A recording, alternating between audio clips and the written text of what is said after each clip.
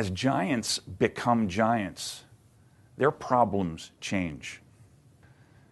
They start as an artisan. They start as a craftsman. And over time, they hit a certain critical mass, and all of a sudden, they wake up one morning and guess what? They're a supply chain. They can't do what they used to do. Their problems have evolved. Their reward structures have changed. Giants can't do what they used to do, and they sure can't do what you do. Giant killers go where giants can't. Giant killers lure companies out over the thin ice of their own creation.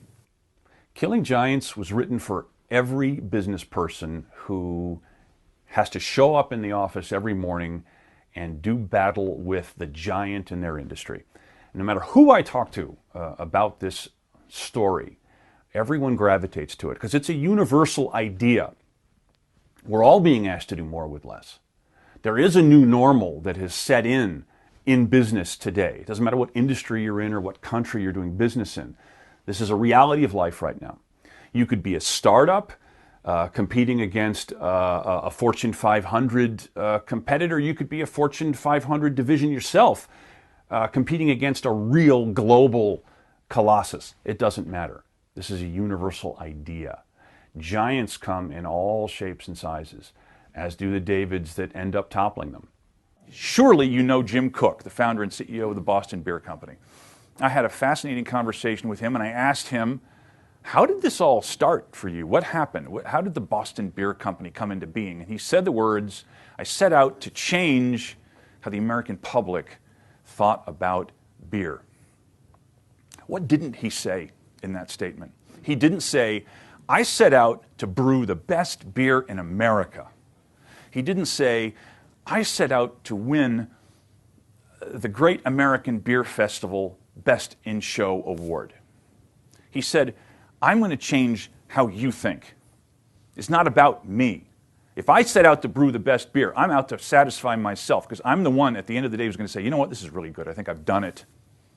What he's saying is this is purely evangelism. He is not going to rest. He is going to tirelessly work, evangelize, train, cajole, educate until all of you burn with the same passion that he burns with. This is a wonderfully loaded statement. When I say, couldn't the big guys do this too? Forgive me for being heretical here, but if Anheuser-Busch woke up tomorrow and said, oh, another thing, tomorrow, let's kill these guys. Couldn't they do it? And he paused for a second and he said, they could brew beer like this, but no, they really couldn't, and here's why.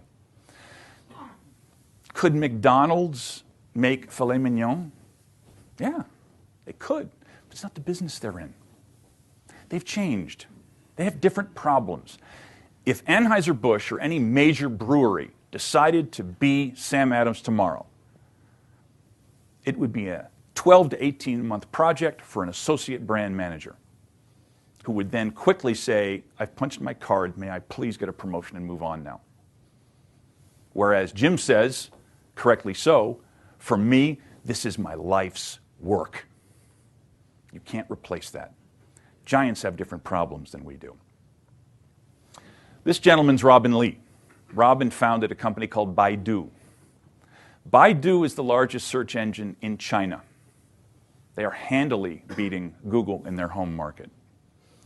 Interestingly, here's an example of a company that was a B2B OEM supplier, a back-end search engine, providing search functionality to other Chinese portals like Sina and Sohu, and then made the fundamental strategic decision they needed to be a B2C company. When you're a B2B company, you have to be as good as everybody else, but it's a commodity business. But when you're a B2C company, he said, you have to be the best, because now it's just you and them. I asked him how this came together. How did you do this? And he talked about product development. He talked about how the search methodology is a little bit different in China, the difference between paid and organic search.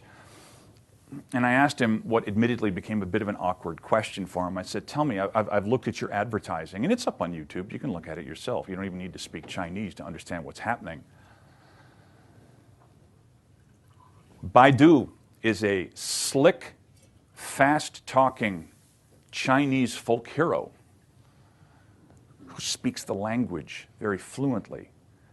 And the anonymous Abe Lincoln-esque top hat-wearing American stumbling over rudimentary phrases in Chinese fails. Baidu speaks Chinese better than those other guys do. I said, tell me about that strategy. I'm just curious. And the dance began. But he came back to the point, which I think we can all understand. It's an argument we knew we could win. It's an argument that we knew, at the end of the day, they could not overcome. Google is an American company. Baidu is Chinese. Baidu came of age as the internet came of age in China. In the secondary, tertiary markets in China away from the coasts, as people became more comfortable with internet search, they were exposed to this local champion. And this local champion was something they understood. It spoke to them in their language. And many of them simply couldn't type, couldn't spell Google. How are you going to win that fight? This is a fight they knew they could win. So, pause for a moment. Let's think about this. When we talk about going where they can't, how does this relate to us here? Can they, whoever they happen to be, credibly claim this space that you've been? Have they been able to build a brand so flexible that they could reverse decades of not just engineering, but marketing? So, rhetorically, something I'd like to leave with you is, how can you take this idea and draw it out? How can you further draw them out over this thin ice that we've just created here? You know who you are. You know this patch of ice. You've created it yourself. Utterly unique. And for them to compete in this space, they've got to meet you.